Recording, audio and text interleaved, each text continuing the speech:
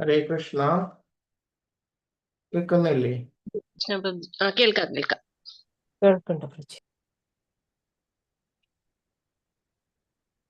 ഒരു പ്രണാമം ചൊല്ലാം.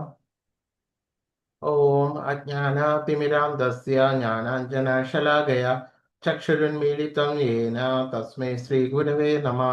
ശ്രീചൈതന്യമനോഭീഷ്ടം സ്ഥാപിതം യേന ഭൂതലേ സ്വയം രൂപകഥാ മഹ്യം ദദാതി സ്വപദാന്തികം. വന്ദേഹം ശ്രീഗുരോ ശ്രീയുതപദകമലം ശ്രീഗുരുൻ വൈഷ്ണവാംശ്ച ശ്രീരൂപം സാഗ്രജാതം സഗണരഘുനാഥാന്വിതം തം സജീവം സാദ്വൈതം സാവധൂതം പരിജനസഹിതം കൃഷ്ണചൈതന്യദേവം ശ്രീരാധാകൃഷ്ണപാദാൻ സഗണലളിതാ ശ്രീവിശാഖാന്വിതാംശ്ച. നമ ഓം വിഷ്ണുപാദായ കൃഷ്ണപ്രേഷ്ഠായ ഭൂതലേ ശ്രീമതേ ഭക്തിവേദാന്ത സ്വാമിനെ ഇതി നാമിനെ. നമസ്തേ സാരസ്വതേ ദേവേ ഗൗരവാണി പ്രചാരിണേ നിർവിശേഷ ശൂന്യവാദി പാശ്ചാത്യദേശതാരിണി. വാഞ്ചാകൽപതരുഭ്യശ്ച കൃപാ സിന്ധുഭ്യ ഏവ ച പതിതാനാം പാവനേഭ്യോ വൈഷ്ണവേഭ്യോ നമോ നമഃ. ഹേ കൃഷ്ണ കരുണാ സിന്ധോ ദീനബന്ധോ ജഗത്പദേ ഗോപേശ ഗോപികാ കാന്ത രാധാ കാന്ത നമോസ്തുതേ. തപ്തകാഞ്ചന ഗൗരാംഗീ രാധേ വൃന്ദാവനേശ്വരി വൃഷഭാനുസുതേ ദേവി പ്രണമാമി ഹരിപ്രിയേ. ജയ ശ്രീ കൃഷ്ണ ചൈതന്യ പ്രഭു നിത്യാനന്ദ ശ്രീ അദ്വൈത ഗദാധര ശ്രീവാസാദി ഗൗരഭക്തവൃന്ദ. ഹരേ കൃഷ്ണ കൃഷ്ണ കൃഷ്ണ ഹരേ ഹരേ ഹരേ രാമ രാമ രാമ ഹരേ ഹരേ. ഹരേ കൃഷ്ണ കൃഷ്ണ കൃഷ്ണ ഹരേ ഹരേ ഹരേ രാമ രാമ രാമ ഹരേ ഹരേ. ഹരേ കൃഷ്ണ കൃഷ്ണ കൃഷ്ണ ഹരേ ഹരേ ഹരേ രാമ രാമ രാമ ഹരേ ഹരേ. ഹരേ കൃഷ്ണ. എല്ലാവർക്കും എൻ്റെ പ്രണാമം.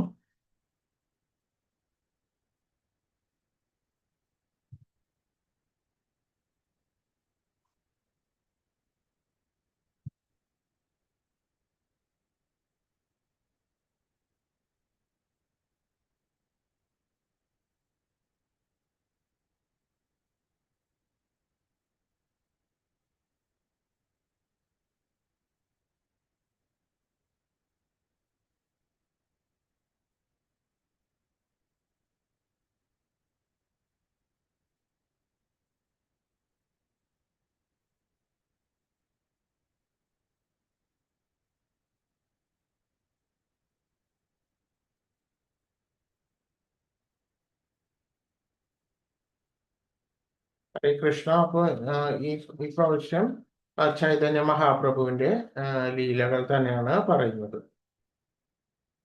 അപ്പോൾ അദ്ദേഹത്തിന്റെ ബാല്യകാലത്തുള്ള കാര്യങ്ങളും അദ്ദേഹം ജനിച്ച കാലത്തുള്ള കാര്യങ്ങളുമാണ് പറഞ്ഞിരുന്നത്. അതിനുശേഷം യൗവനം ഉള്ള ആ കാര്യം മുതലുള്ള കാര്യങ്ങളാണ് ഇപ്പോൾ നോക്കുന്നത്. ചൈതന്യ മഹാപ്രഭു തന്റെ ബാല്യകാലം ചെലവഴിച്ച് അതിനുശേഷം 16 വയസ്സ് പ്രായം ഉള്ള സമയത്ത് അദ്ദേഹം ഒരു ചതുഷ്പാഠി പാഠശാല, ഒരു ഗ്രാമ പാഠശാല ആരംഭിച്ചു. ആ പാഠശാലയിൽ മഹാപ്രഭു ഭഗവാൻ കൃഷ്ണനെ കുറിച്ച് മാത്രമാണ് പഠിപ്പിച്ചിരുന്നത്. വ്യാകരണാധ്യാപന ജീവിതത്തിനിടയിലും കൃഷ്ണപാഠം നടത്തി പോകുന്നു. പിൽക്കാലം ശ്രീല ജീവഗോസ്വാമി മഹാപ്രഭുവിനെ പ്രീതിപ്പെടുത്തുന്നതിന് വേണ്ടി ഒരു സംസ്കൃത വ്യാകരണ ഗ്രന്ഥം രചിച്ചു. അതിൽ സർവ വ്യാകരണ നിയമങ്ങളും ഭഗവാന്റെ ദിവ്യനാമങ്ങൾ ഉൾപ്പെടുന്ന ദൃഷ്ടാന്തങ്ങൾ നൽകിക്കൊണ്ട് വിശദമാക്കിയിരിക്കുന്നു. ഈ വ്യാകരണ ഗ്രന്ഥം ഇപ്പോഴും നിലവിലുണ്ട്. ഹരിനാമാമൃത വ്യാകരണം, അത് വെസ്റ്റ് ബംഗാളില് ഇപ്പോഴും നിലവിലുള്ളതാണ്. അതായത് സംസ്കൃത വ്യാകരണം പഠിക്കുന്നത് ഭഗവാൻ കൃഷ്ണനെ ബന്ധപ്പെടുത്തിക്കൊണ്ടുള്ള സംസ്കൃത വ്യാകരണ പഠനമാണ് ഈ ഗ്രന്ഥത്തിലൂടെ ഉദ്ദേശിക്കുന്നത്. നാമാമൃത വ്യാകരണം അതിപ്പോഴും നിലവിലുണ്ട്. അവിടെയുള്ള കുട്ടികളെ അതിപ്പോഴും പഠിപ്പിച്ചു വരുന്നുണ്ട്. അതിനുശേഷം അദ്ദേഹം ശാസ്ത്ര സമ്പാദത്തിനായി കേശവ കാശ്മീരി എന്ന ഒരു കാശ്മീരി പണ്ഡിതൻ അക്കാലത്ത് നവദ്വീപില് ആഗതനായി. കേശവ കാശ്മീരി എന്ന് പറഞ്ഞത് വളരെ ആ സമയത്ത് ആ കാലത്ത് വളരെ പ്രസിദ്ധനായിട്ടുള്ള ഒരു വ്യാകരണ പണ്ഡിതനാണ്.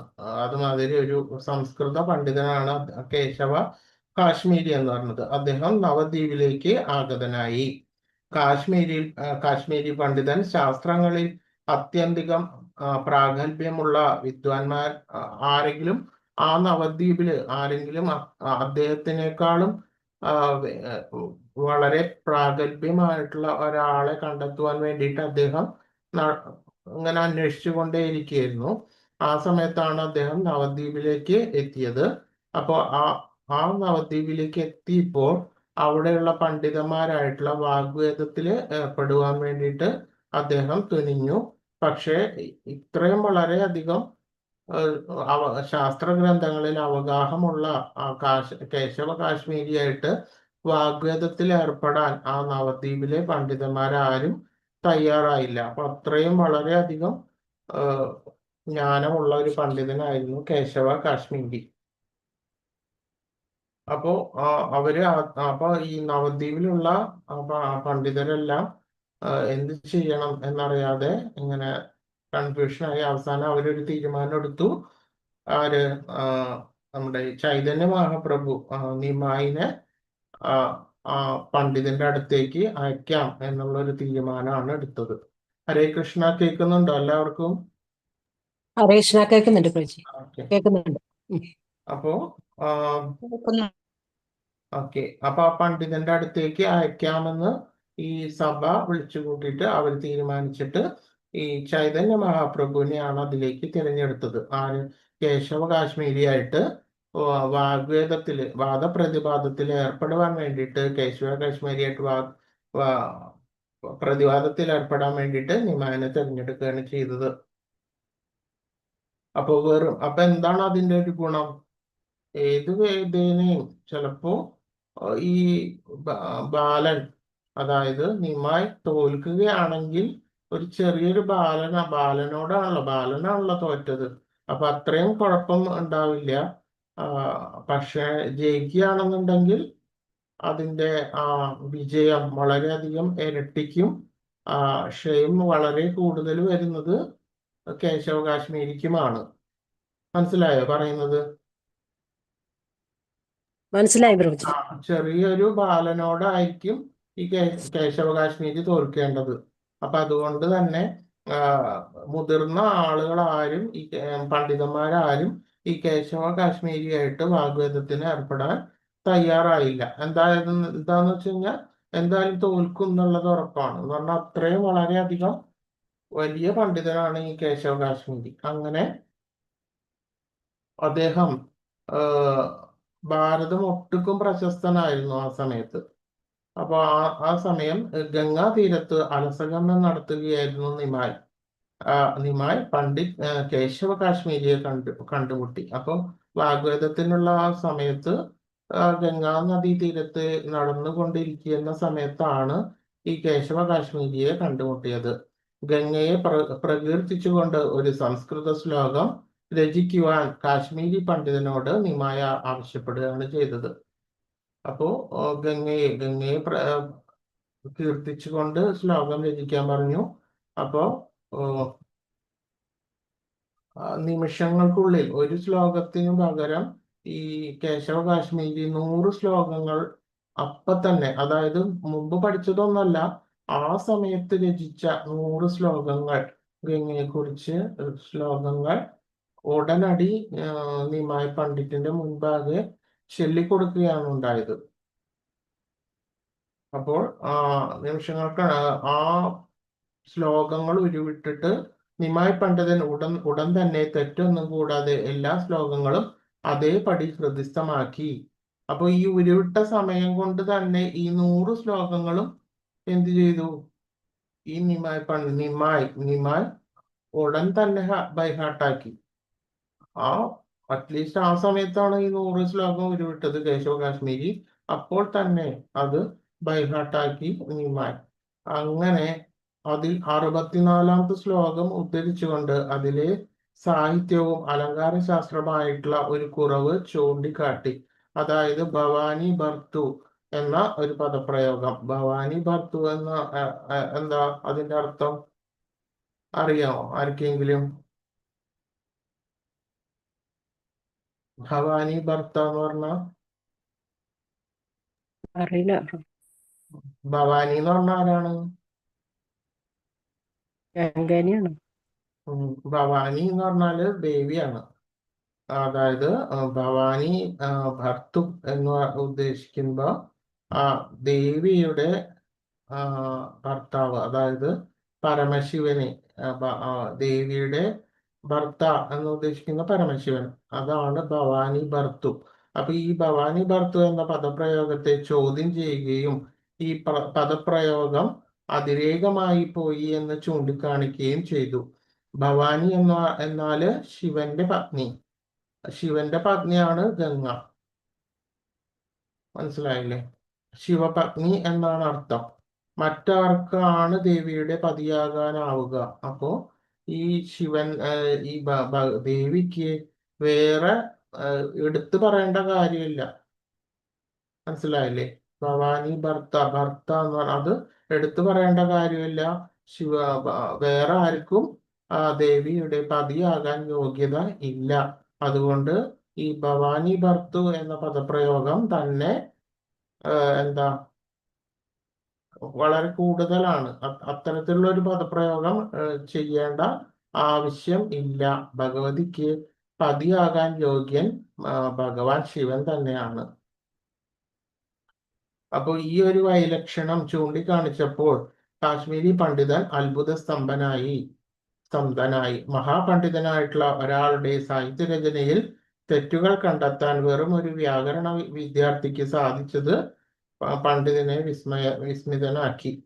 അപ്പോൾ ഈ ഒരു പൊതുസമ്മേളനത്തിന് മുമ്പ് തന്നെ ഈ വിഷയം സമാപ്തമായെങ്കിലും ഈ വാർത്ത നവദ്വീപിലെങ്ങും കാട്ടുതീ പോലെ പടർന്നു. വിദ്യാദേവതയായിട്ടുള്ള ആ സരസ്വതി ദേവിയുടെ ആജ്ഞ സ്വപ്നത്തിൽ ലഭിച്ച കേശവ കാശ്മീരി മഹാപ്രഭുവിന് സ്വയം സമർപ്പിക്കുകയും അങ്ങനെ അവിടുത്തെ ശിഷ്യനായിട്ട് തീർന്നു. അപ്പോൾ ഈ 100 ശ്ലോകങ്ങളിലും പല തെറ്റുകളും വൈലക്ഷണങ്ങളും എല്ലാം കാണിച്ചു കൊടുത്തു. അപ്പോ ഇതെല്ലാം അപ്പൊ തന്നെ കേശവ കാശ്മീരിക്ക് മനസ്സിലായി ഇതൊരു സാധാരണ ബാലനല്ല എന്ന്. എന്തായ അദ്ദേഹത്തിന്റെ ഉപാസനാമൂർത്തിയായിട്ടുള്ള സരസ്വതി ദേവിയുടെ ഉപാസന ചെയ്തിട്ടുള്ള ആ പണ്ഡിതനായിരുന്നു. അപ്പോൾ അദ്ദേഹം ആ സ്വപ്ന ദർശനത്തിൽ വാഗ്ദേവി മുന്നിൽ വന്നിട്ട് പറഞ്ഞു, ഇത് ഭഗവാൻ തന്നെയാണ് എന്ന് അദ്ദേഹത്തിന് മനസ്സിലാക്കി കൊടുത്തു. അപ്പോൾ ഉടൻ തന്നെ അതിനുശേഷം മഹാപ്രഭുവിനെ അദ്ദേഹം കേശവ് കാശ്മീരി സ്വയം സമർപ്പിക്കുകയും അവിടുത്തെ ശിഷ്യനായിട്ട് തീരുകയും ചെയ്തു. പിന്നീടാണ് അദ്ദേഹത്തിന്റെ വിവാഹം ഉണ്ടായത്. അതായത് നിമായുടെ വിവാഹത്തിന്റെ കാര്യമാണ്. നിമ അത്യാഡംബരപൂർവ്വം വിവാഹിതനാവുകയും നവദ്വീപിൽ ഭഗവത് ദിവ്യനാമം സങ്കീർത്തനം പ്രചരിപ്പിക്കുവാൻ തുടങ്ങുകയും ചെയ്തു. അദ്ദേഹം പിന്നെയും അദ്ദേഹത്തിന്റെ ലക്ഷ്യമായിട്ടുള്ള ആ ഭഗവത് നാമം എല്ലായിടത്തേക്കും പരത്തുവാൻ വേണ്ടിയിട്ടുള്ള ആ സങ്കീർത്തനം എല്ലായിടത്തേക്കും പ്രചരിപ്പിക്കുകയും ചെയ്തു. അതിൽ പ്രശസ്തി അതേപോലെ തന്നെ അപ്പോൾ തന്നെ അദ്ദേഹം വളരെയധികം പ്രശസ്തി ഉണ്ടായിരുന്നു. വളരെ പ്രശസ്തി ഉയർന്നു വരികയായിരുന്നു. അതിൽ അസൂയ പൂണ്ട ചില ബ്രാഹ്മണന്മാരെ അതിനെ ചില മാർഗതടസ്സങ്ങൾ സൃഷ്ടിച്ചു. ഒടുവിൽ അവർ നവദ്വീപിലെ മുസ്ലിം ന്യായാധിപ സമക്ഷം കാര്യങ്ങൾ കൊണ്ടെത്തിച്ചു. അപ്പോൾ ഈ ആ സമയത്ത് നിലവിലുള്ള അവിടെയുള്ള ബ്രാഹ്മണന്മാർ ഇത്തരത്തിലുള്ള അവരുടേതായിട്ടുള്ള കുറെ ചുറ്റുവട്ടങ്ങളും തത്വങ്ങളും ഒക്കെ ഉണ്ട്. അതിൽ നിന്നെല്ലാം ഉപരി സർവ ആളുകൾക്കും ഭഗവാന്റെ പരിചയം, ഭഗവാന്റെ നാമസങ്കീർത്തനം കൊടുക്കുന്നത് കണ്ടപ്പോൾ അവരുടെ ആ ഉന്നതിക്ക് മങ്ങലുണ്ടാക്കുമെന്ന് വെച്ചിട്ട് എന്തുണ്ടാക്കി? മഹാപ്രഭുവിന്റെ മാർഗത്തിൽ പല തടസ്സങ്ങളും ഉണ്ടാക്കുവാൻ തുടങ്ങി. ആ സമയത്ത് അവിടെ ഭരിച്ചിരുന്ന ഒരു നവാബാണ്, ഒരു മുസ്ലിം ബംഗാൾ ഭരിച്ചിരുന്ന പഠാന്മാരായിരുന്നു. അതിൽ ഒരു നവാബ് ഹുസൈൻ ഷാ എന്ന് പറഞ്ഞിട്ടുള്ള ഒരു സുൽത്താനായിരുന്നു. ആ സമയത്ത് നവാബായിരുന്നു. അദ്ദേഹത്തിന്റെ അടുത്ത് പരാതിയുമായിട്ട് പോയി. ബ്രാഹ്മണന്മാർ പരാതികളെ തന്നെ ഗൗരവമായി തന്നെ എടുത്തു. നിമായി പണ്ഡിതൻ അനുയായികളെ ഹരിനാമം ഉച്ചത്തിൽ, അപ്പോ അദ്ദേഹം ഒരു തീർപ്പ് കൽപ്പിച്ചു, ഇനി ഒരിക്കലും ഹരിനാമം ഉച്ചത്തിൽ ഉച്ചരിക്കരുത് എന്നുള്ള ഒരു തീർപ്പാണ് അവിടെ എടുത്തത്. അപ്പൊ ഉടൻ തന്നെ അദ്ദേഹം ഇത്തരത്തിലുള്ള കൽപ്പനയെ എതിർക്കുകയാണ് ചെയ്തത്. ആര്? ചൈതന്യ മഹാപ്രഭു. അത് എതിർക്കുക മാത്രമല്ല, വളരെയധികം ഉത്സാഹപൂർവം സംഗീത സംഘത്തെ പതിവ് പോലെ മുന്നോട്ട് നയിക്കാനും ആവശ്യപ്പെട്ടു. അനന്തരം ന്യായാധിപൻ 2 പടയാളികളെ അയക്കുകയും അവർ സങ്കീർത്തനത്തിന് വിഘ്നം വരുത്തുകയും മൃദംഗങ്ങൾ അതിനുവേണ്ടി ഉപയോഗിച്ചിരുന്ന മൃദംഗങ്ങളെല്ലാം അടിച്ചുടക്കുകയും ചെയ്തു. ഈ സംഭവം ശ്രവിച്ച നിമായി പണ്ഡിറ്റ് ഖാസിയുടെ ആജ്ഞ ലംഘിക്കുവാൻ വേണ്ടിയിട്ട് വളരെ വളരെ കൂടുതൽ ആൾക്കാരെ ഈ ഹരിനാമ സംഘത്തിലേക്ക് ചേർത്തിട്ട് അവരൊരു ജാഥയായിട്ട്, വളരെയധികം ഒരു സമൂഹമായിട്ട് അവർ ഖാസിയുടെ കൊട്ടാരത്തിലേക്ക് പോവുകയാണ് ചെയ്തത്. ആ സങ്കീർത്തന യജ്ഞം ഖാസിയുടെ അടുത്തേക്ക് ഭവനത്തിലേക്ക് മുന്നിലെത്തിയപ്പോൾ ജനസമുദ്രത്തെ കണ്ട് ഭയന്ന് വിറച്ച് ഖാസി തട്ടിമ്പുറത്ത് കയറി ഒളിക്കുകയാണ് ചെയ്തത്. ഖാസിയുടെ ഭവനാങ്കണത്തിൽ തടിച്ചുകൂടിയ ജനങ്ങൾ രോഷം പ്രകടിപ്പിച്ചു. എന്നാൽ മഹാപ്രഭു അവരോട് ശാന്തരാകുവാൻ ആവശ്യപ്പെട്ടു. അപ്പോൾ ഖാസി താഴെ ഇറങ്ങുകയും മഹാപ്രഭുവിനെ അനന്തരവനെന്ന് അഭിസംബോധന ചെയ്യുകയും അവിടുത്തെ ശാന്തനാക്കുവാൻ ശ്രമിക്കുകയും ചെയ്യുന്നു. നീലാംബര ചക്രവർത്തിയെ താൻ അമ്മാവനായിട്ട് പരിഗണിക്കുന്നതിനാൽ നിമായുടെ മാതാവായിട്ടുള്ള ശ്രീമതി ശചി ദേവി തന്റെ മാതുലപുത്രിയാകുന്നു എന്നും ഖാസി അഭിപ്രായപ്പെട്ടു.